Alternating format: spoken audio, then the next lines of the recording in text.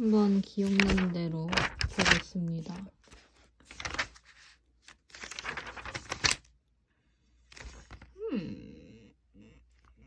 여기서부터 했던 것 같아요. 일단은 통상의 수요 곡선이랑 보상의 수요 곡선에 대해서 배웠는데, 통상의 수요 곡선은 이제 일반적으로 그냥 다 경제학상에서 나오는 거, 그냥 일반적인 걸 얘기하는 것 같고, 소득 효과랑 대체 효과 모두 고려하는 걸 의미합니다. 하지만 보상 수요 곡선 같은 경우에는 소득 효과를 제거한 수요 곡선을 의미하는데요. 대체 효과만을 고려한 거고, 대체 효과를 만을 고려했다는 거는 조세 부담을 정확하게 측정하기 위해서라고 합니다. 그래서 특별한 말이 없다면 보상 수요 곡선이라고 생각할 수 있다고 여기 나오네요. 그래프에서 초과 부담 부분이 정확하려면 전부 다 보상 수요 곡선을 그려야 하고, 특별한 말이 없다면 보상 수요 곡선으로 생각할 수 있다라고 되어 있습니다.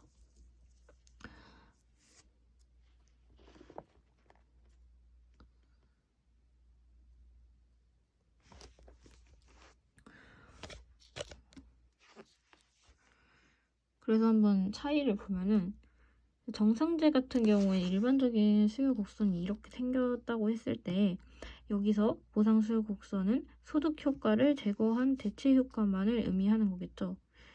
그렇게 되면은 실질적으로 같은 가격이 변화되어도 양이 상대적으로 적게 변화가 될 것이기 때문에 기울기가 커지고, 열등제의 경우에는 여기 소득 효과가 음의 방향으로 가기 때문에 원래 가격이 변했을 때 변화는 이 양이 더 많이 변하게 될 거기 때문에 정상제와 다른 방향으로 작동을 하게 됩니다.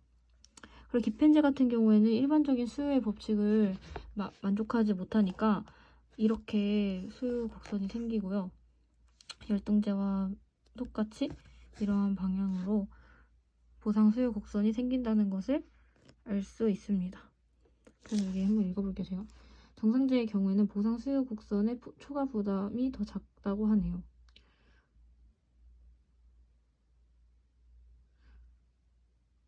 그러겠죠? 통상 수요 곡선의 경우에는 초과 부담이 과대평가된다라고 되어 있습니다. 그래서 정확하게 알기 위해서는 보상 수요 곡선을 배우겠습니다. 그리고 또 배운 게 뭐가 있냐면요. 바로 완전 보완제에 대해서 배웠습니다. 완전 보완제의 특징으로는 일단은 완전 보완제의 경우에는 효용함수가 이렇게 그려지잖아요. 이렇게. 그래서 균형을 이렇게 할 수 있는데, 따라서 대체 효과가 발생하지 않아서 가격 효과가 즉 소득 효과가 된다고 합니다. 그래서 이게 가격 효과랑 소득 효과랑 똑같아진다고 하고, 저 솔직히 정확하게 이해가 잘 안 되지만, 그래서 이 ICC가 소득 소비 곡선이 원점을 출발하는 직선인 경우에는 소득이 변했을 때 수요의 탄력성이 1이 되겠네요.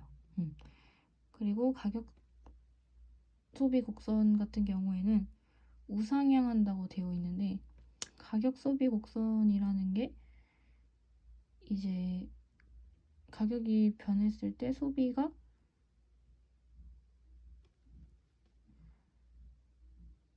변한다는 건가요? 문제가 있긴 한데.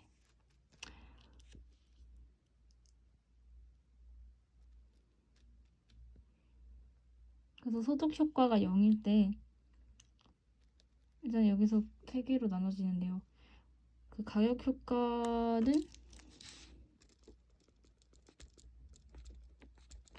소득 효과 플러스 대체 효과잖아요. 그래서 일단 소득 효과가 0인 경우에는 소득이 변해도 소비가 변하지 않는다는 얘기고, 그렇기 때문에 수요의 소득 탄력성이 0이라는 얘기고요.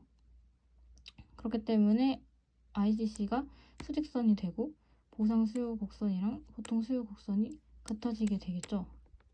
그리고 대체 효과가 0일 때는 위에서 보셨던 것처럼 완전 보완제이다. 그리고 가격 효과가 0일 때에는 그러면 소득 효과와 대체 효과가 부호가 반대면서 절대값이 같아야겠죠. 그래서 무조건 열등제여야 한다는 특징이 있고, 가격이 변해도 소비가 변하지 않는다는 얘기가 있기 때문에 수요의 가격 탄력성은 0이 됩니다. 그래서 완전 대체제의 가격 효과를 보시면 원래 최초의 예산선이 비제로였어요. 근데 그리고 최초의 무차별 곡선도 이 I0였습니다. 이게 지금 완전 대체제여가지고 효용함수가 이렇게 직선으로 나오는 거겠죠? 그래서 이때 당시 효용 극대한 점은 코너점으로 A가 됩니다. 하지만 이때 가격이 하락하는 경우에 이 B0에서 B1으로 예산선이 변화하고 그리고 이에 따라서 무차별 곡선도 변화하게 됩니다. 그래서 무차별 곡선 같은 경우에 또 코너점으로 B에서 만나게 됩니다. 그래서 이러한 상황에서 새로운 효용 극대화점인 B가 만들어지게 되죠. 그래서 이때 소득 효과와 대체 효과로 가격 효과를 나눠볼 수 있겠습니다.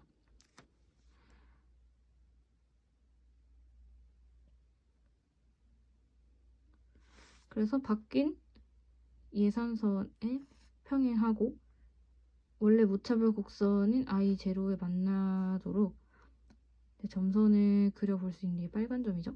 그러면은 C가 됩니다.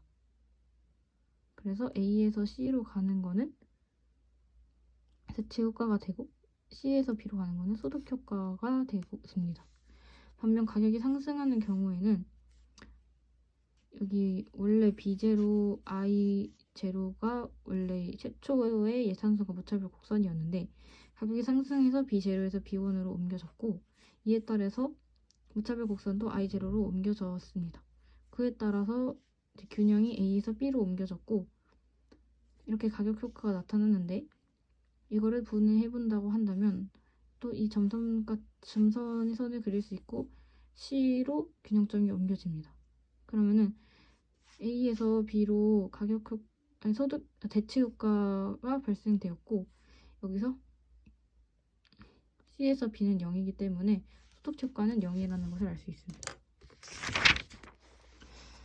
그리고 마지막으로 배운 것이 바로 보상 변화랑 동등 변화라는 건데 이거를 쓰는 목적은 원래 무차별 곡선은 기소적 효용 개념이 없습니다. 그래서 어떤 효용을 나타낼 때 숫자로 표현할 수 없다는 한계점이 있는데 보상 변화와 동등 변화를 통해서 숫자로 이 효용이 얼마나 바뀌었는지를 나타낼 수 있다는 게 목적입니다. 그래서 보상 변화라는 거는 변화 후의 가격을 기준으로 삼아서 변화 전에 효용을 달성하기 위해서는 얼만큼 소득을 바꿔야 되는지가 보상 변화에 관한 얘기고 동등 변화 또는 대등 변화라고 부르는 거는 변화 전의 가격을 기준으로 변화한 후의 효용을 달성하기 위해서 현재 증가시켜야 하는 소득의 크기가 얼마인지를 궁금해하는 것입니다. 그래서 보상 변화를 측정하는 방식은 소득률과 대체 효과 아까 했던 방식이랑 동일합니다. 그래서 여기서 이러한 무차별 곡선이 있었는데 변화하고 나서는 이만큼이잖아요. 근데 여기 보상 변화를 보면 변화 후에 가격을 기준으로 했으니까 이거의 예산선을 기준으로 변화 전의 효용을 달성하기 위해서라고 했으니까 지금 이만큼을 달성하기 위해서가 되겠네요. 그러면은 이 무차별 곡선이랑 이 변화 후의 예산선이 만나는 이 점이랑 그리고 원래의 균형점 사이에 변화 30만큼이 보상 변화 증감시켜야 할 소득의 크기가 될 것이고 그리고 동등 변화 같은 경우에는 변화 전 가격을 기준으로 했으니까 예산선은 본래의 가격 기준으로 변화 후에 효용을 달성하기 위해서는 얼만큼 증감을 시켜야 되는지에 대한 문제가 될 건데 변화 전의 가격을 기준으로